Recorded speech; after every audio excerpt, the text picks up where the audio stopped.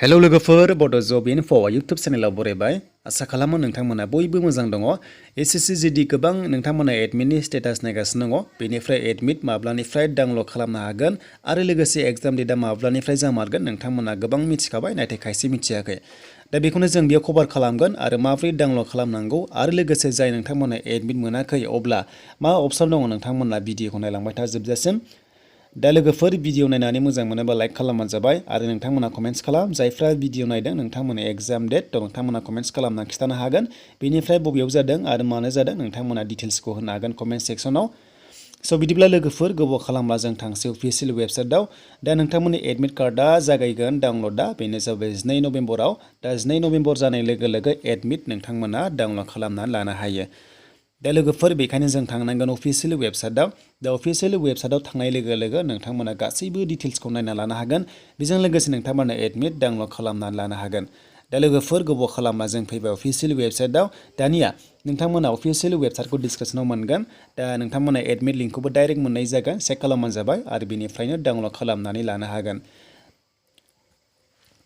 दा लोगोफोर नोंथांमोना लेटेस्ट नटिस नायनोब्ला थ' लेटेस्ट निउसाव नायबानो जाबाय दा बेयाव जेबो आपडेट फैथ'वाखै जाय नोंथांमोना एडमिट मोनाखै अब्ला नोंथांमोना जेबो जिंगासिथ' नाङा जुदि माबाफोर जुदि अफिसियेल नटिस फैयोब्ला नोंथांमोना मोनफिननो हागौ माबा मोनसे जाहोन थागोन दा जों बेखायनो एडमिट कार्डआव थुनायसै बेयाव दा एडमिट कार्डआव थुनाय लोगो लोगो जों बेयाव नटिसआव फैनांगोन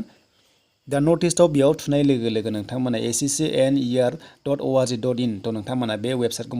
मोनगोन डिसक्रिपसननिफ्राय चेक खालामबानो जाबाय आरो दा बेयाव जों एसे गायाव फैनानै थ' नोंथांमोना एडमिट कार्डआव थुनाय लोगो लोगो बेबायदि मोनो बेनिफ्राय बेयाव नोंथांमोना बेखौ क्ल'ज खालाम थ' गोबां कमेन्ट्स खालामदों एडमिट जायाखै होननानै थ' बेखौ नोंथांमोना क्ल'ज खालामनांगौ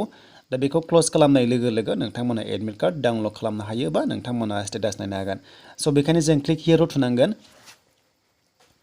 दा जों बे क्लिक हियरआव थुनाय लोगो लोगो जोङो स्टेटास नायनो हासिगोन दा जोङो स्टेटास नायनाय लोगो लोगो नोंनि एग्जाम माब्ला आरो बबेयाव जागोन एग्जाम सेन्टारा जों बेयाव गासैबो नायनो हायो बेनिफ्राय एक्जाक्टलि नामखौ होआ जास्ट नोंथांमोना एग्जाम सिटिखौ नायनो हागोन स' बेखायनो जों बेयाव साबस्क्राइबार सासेनि जों आइडिखौ होनानै जों लगइन खालामनानै नायनोसै आरो माब्ला एडमिट डाउनलड खालामनो हायो बेयावनो गासैबो डिटेल्स दङ स' बिदिब्ला जों बेयाव आइडि नाम्बारखौ होनोसै लोगोफोर बेनिफ्राय जों बिनि स्टेटासखौ नायनोसै आरो माब्लानिफ्राय एडमिट डाउनलड खालामनो हायो बेयावनो थाजोबो दा बिदिब्ला लोगोफोर एसएससी जीडीनि एग्जामा जागायसिगोन 6 नभेम्बर एबा 16 नभेम्बराव आरो नोंथांमोना खालि सानब्रै सिगांल' एडमिट डाउनलड खालामनो हायो दा हमना ला नोंनि एग्जामा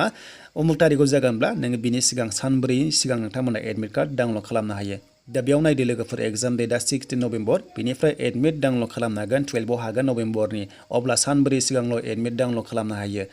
दा बाथ्राया जाबाय लोगोफोर जाय नोंथांमोना एडमिट मोनाखै अब्ला एग्जाम होनो हागोन ना हाया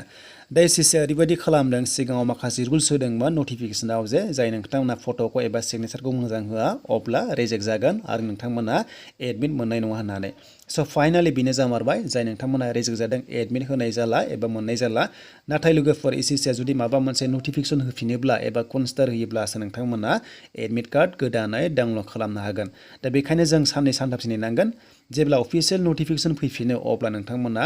एडमिट मोननो दा नटिस गोदान मोनोब्ला नोंथांमोना गोदानै नायनो हागोन दायो जेबो फैथ'वाखै जेब्ला गोदान अफिसियेल नटिस फैयो अब्ला एग्जाम होनो मोनमारगोन ना मोनमारा थ' बिनि सायाव नटिस फैनो हागौ थ' बेखायनो जों अफिसियेल वेबसाइटआव जोङो भिजिट खालामबाय थाबानो जाबाय बेनिफ्राय आसा खालामो एसएससीआ थाबैनो नटिस होथों